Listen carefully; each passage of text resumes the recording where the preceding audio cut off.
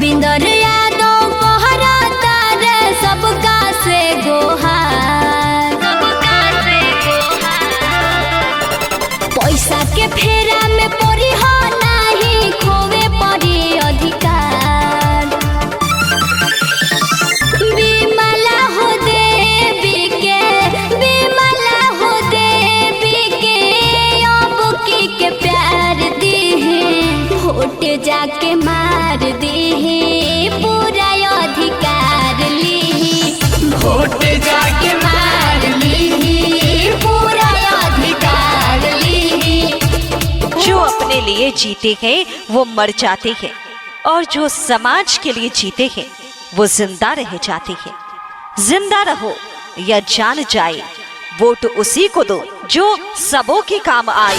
बिमला देवी जिंदाबाद जिंदाबाद जिंदाबाद, रविंदर भैया जिंदाबाद जिंदाबाद जिंदाबाद, नाना पंचायत की जनता जिंदाबाद जिंदाबाद जिंदाबाद, विश्व की जनता जिंदाबाद जिंदाबाद जिंदाबाद। हमारा नेता कैसा हो, रविंदर भैया जैसा हो।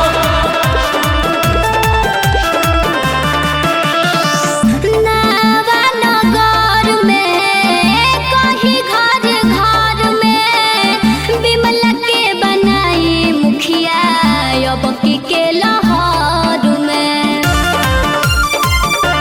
हाँ हाँ विश्व भर कूड़ा कहीं घर घर में रविंदर के बनाई मुखिया अब के लाहौर में।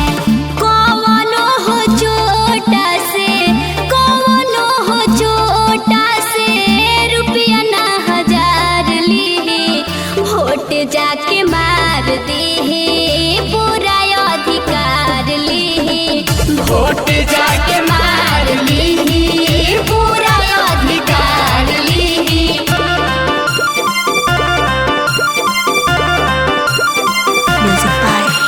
हमारा नेता कैसा हो, बिमला देवी जैसा हो, रविंदर भैया जिंदाबाद जिंदाबाद जिंदाबाद, नाना पंचायत की जनता जिंदाबाद जिंदाबाद जिंदाबाद। करी है विकास बाटे पूरा प्रयास हो, रविंदर यादव पे करी विश्वास हो।